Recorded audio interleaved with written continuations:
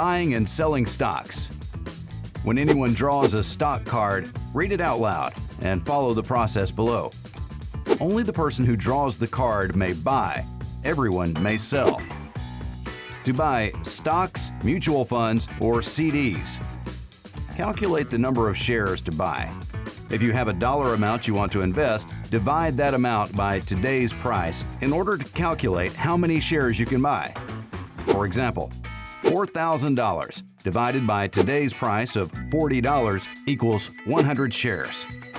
Adjust your cash ledger. In the asset column under stocks, funds, CDs, write in the symbol of stock, mutual fund, CD, the number of shares purchased, and the cost per share, today's price.